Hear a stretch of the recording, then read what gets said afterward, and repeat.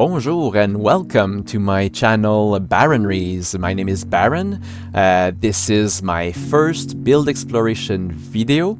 It's much shorter than my Let's Play videos, of course. I hope you will like it. I'm beginning with Vowed Masochist. I really like the name of this build.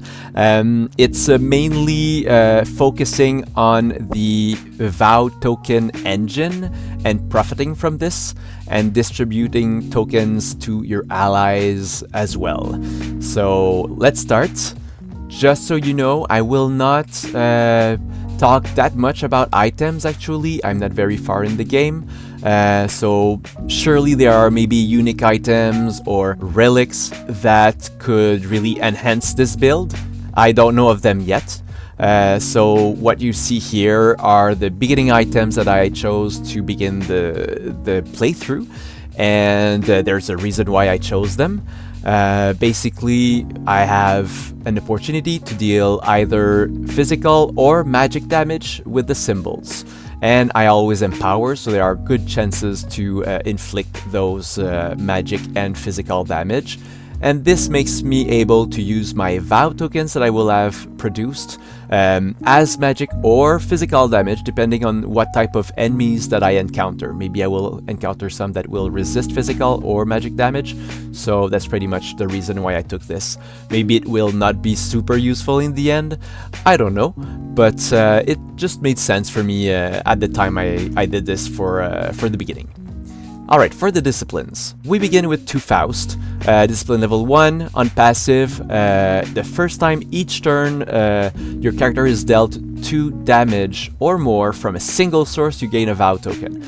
I begin with that because it's the crux of this engine. If you don't have 2 Faust, it doesn't really, it doesn't really evolve well. It will stagnate and you will not be able to produce as much Vow token as you should.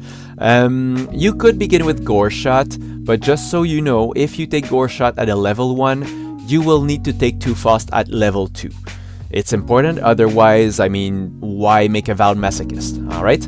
Independently of this choice, you will then take Organic Liquefy, a level 2 Cruor discipline. It will cost 2 SP to cast a spell on exhaust, and you inflict magic damage to your enemy equals to their conviction dice. So you roll the highest one, of course, and you have the possibility after that to deal yourself 2 irreducible damage to deal more magic damage equal to twice your highest level Cruor discipline. So already you can see that there is this synergy that's beginning. Inflicting ourselves 2 reducible damage, which is 1 source of damage, and it guarantees you that on your turn, if you hit with your spell of course, you will be able to gain 1 Vow token. Independently, if you get hit by enemies after, you will at least have 1 Vow token, alright? Further on, we're going to take Nirvana's Mark. It's a Sanctus level 1 discipline, a passive of +2 health, and a status effect of heal 1. So why do I do this? Basically, we're going to use the self-inflicted 2 reducible damage a lot in this build. So having a way to compensate for this without having to use consumables or requiring healing from an ally, it will help you just maintain a good level of health. No matter what, alright? Further on, a familiar discipline from the Assemblage line. Passive, you get a familiar. It's gonna be the Yusha or the Yuxa, I'm not sure. And on exhaust, when you deal damage to an opponent, which you will try to do every turn, you will heal 1. And there's a flip ability, you dodge, and you gain 1 SP. So since Organic Liquefy is a little bit costly, having just this little more opportunity to get SP is quite interesting. On the other side, it's just the Exhaust Heal 1 ability that stays. Next, we see in Secret, the level 3 Cruor discipline. The passive is just, interesting. It's a good get out of trouble ability. For 2 SP, you make a move and you have flight during the movement, which helps you ignore allies, enemies, hindering terrain, and endless bits. But what I'm really interested in this discipline is the Exhaust ability. You deal yourself 2 reducible damage. You already have the engine in your mind with 2 Faust, and you gain a Vow token. Finally, level 4 Cruor, we've got He Watches. This is really the capstone of this build. Anytime as a passive you gain a vow token, an other ally, evidently not yourself, within your SOI without a vow token may also gain a vow token.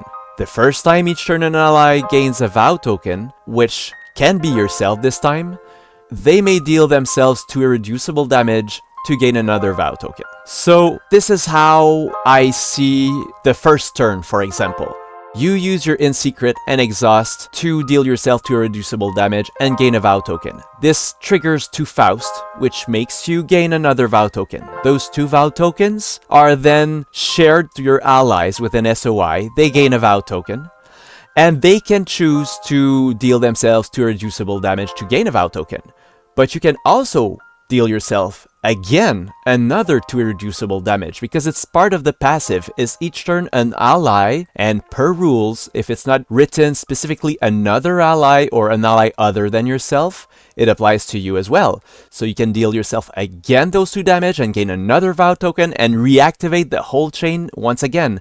Then it's a potential of 6 vow tokens for your allies if they decide to deal themselves to irreducible damage. And to yourself, it's a potential of 2 vow tokens from the start. Alright? So this is a potential of 8 vow tokens in the first round. That's 16 more damage that are going to be dealt, of course, if we hit with an attack or with a spell, if your allies does so as well, from the start. Alright? And you get to choose whether you use this damage on magic damage or physical damage. Alright? Finally, you see that there are 2 disciplines here. Those are options. You could, instead of taking Gore Shot, you could take Life Tithe. I would take this really at the very end of your build. It's on exhaust, it's a sure hit discipline, and you deal with an SOI to an opponent, magic damage equal to your highest level Cruor discipline, which is going to be 4, right, at this point.